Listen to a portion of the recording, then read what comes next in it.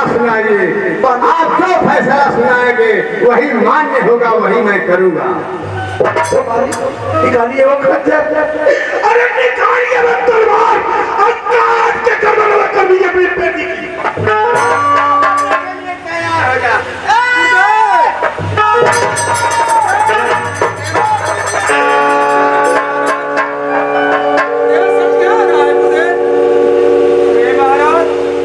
रुकिए महाराज,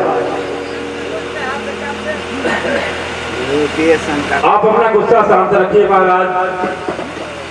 हम लोग को दरबार में बुला करके महाराज हमें लोग के सामने आप अपनी पुत्री का वध करने जा रहे हैं, ये अच्छी बात नहीं है महाराज। हम लोग इस दरबार से चले जाएंगे, इसके बाद आपका जो दिल करे सो करिएगा। आपको कोई रोकने वाला, कोई बचाने वाला नहीं मिलेगा महाराज। परंतु जब तक इस दरबार में रहेंगे कोई खून खराबा नहीं होने देंगे। आप ठीक कह रहे हैं गुरुवर, लेकिन इस चंडाली की वजह से मंत्री रणधीर सिंह की पत्नी वो हाल है, वो पागल हो गई है। न जाने बेचारा सत्यम उसकी दोनों आंख में निकलवा लिया।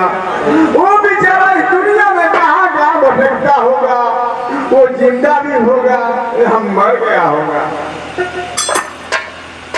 रहने दो भाई, रहने दो, कोई बात नहीं। चलो आज आप लोग पूछते आप कर रहे हैं महाराज, छोड़िए उस बात को महाराज। क्या आप लोग सत्यम से मिलना चाहते हैं?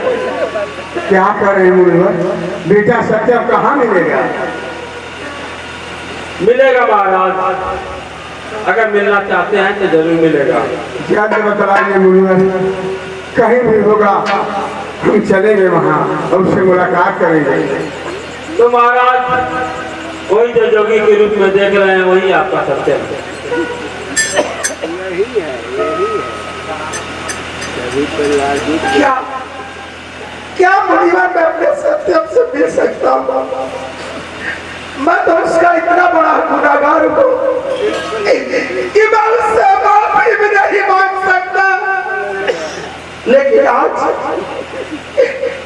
उससे माफी भी मांगूंगा।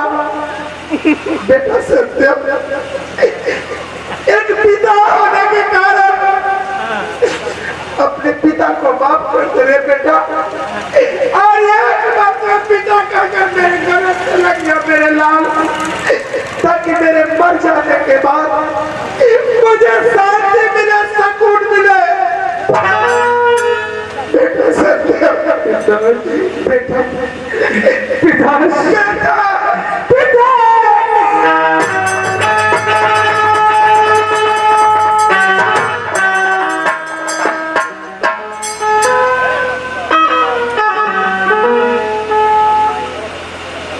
बेटा सत्यम, तुम्हारे साथ जो कुछ भी हुआ उसका दोषी मैं हूँ, क्योंकि चंडाली की कसम खाने से मुझे विश्वास हो गया था और मैं ही गलत निर्णय दे दिया था। बेटा सत्यम, मुझे तो तुमसे निगाह मिलाने में भी शर्म आ रही है, लेकिन क्या करूं, दिल नहीं मान रहा है।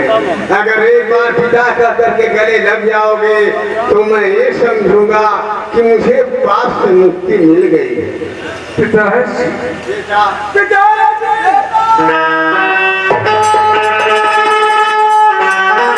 बेटा सत्यम, मैं तुझे गोद लेते समय वादा किया था, वचन दिया था कि जब तुम बड़े हो जाओगे रास्ता तेरे हवाले कर दूंगा।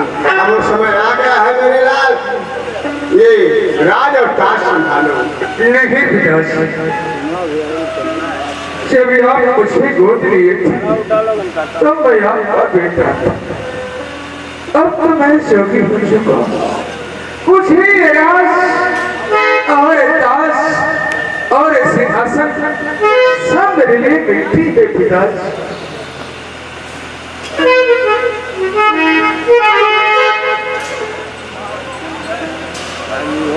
मालिक, मैं जानता हूँ अपने सत्यम को, और बचपन से ही बड़ा जिद्दी है मालिक।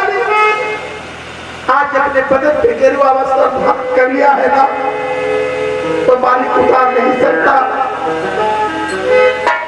मेरा बेटा शायद मुझसे छड़ जाए मालिक। बेटे सत्य देख तेरी बात सत्य है। आज ये तेरा पिता तेरे सामने झोली फैला करके भीख मांग रहा है बेटा। कहना कैसे आता है? इसे माफ कर दे रे मेरे लाल। शायद तेरे माफ करने से इसका कोप दूर हो जाए मेरे लाल। हम जोगी सबके लिए हमारा यही कहना है कि सब कुछ माफ करें। देख सत्या, यही देख तेरा भाई सत्या खाना देख। तेरे सामने पहाड़ों जैसे खड़ा है, जिसकी तू जान लेने पे तुली थी ना दे। मांग ले माफी से।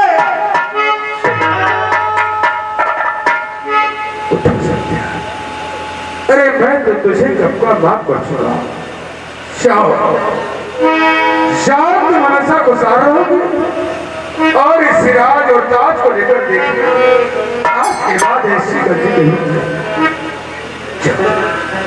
जाओ पिताजी मैं ठीक हो गया देखिए।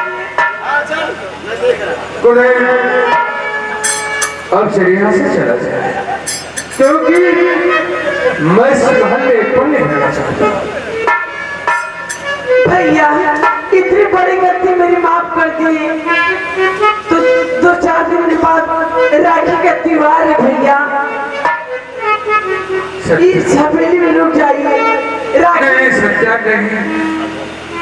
जब मैं तेरा भाई था तो तू मेरी कलाई पर राखी बांधती थी। अब तो मैं जोगी हो चुका हूँ। मुझे कोई रीते नाते से कोई मतलब नहीं। मैं चला चलिए गुड़े। हर नैया नदिया डूब गई,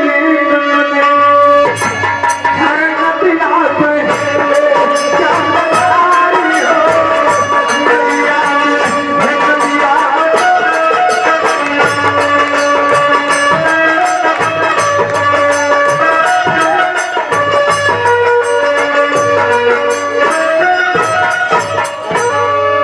आइए जी दोस्तों, हमारा ड्रामा यहीं समाप्त होता है। जय हिंद, जय भारत।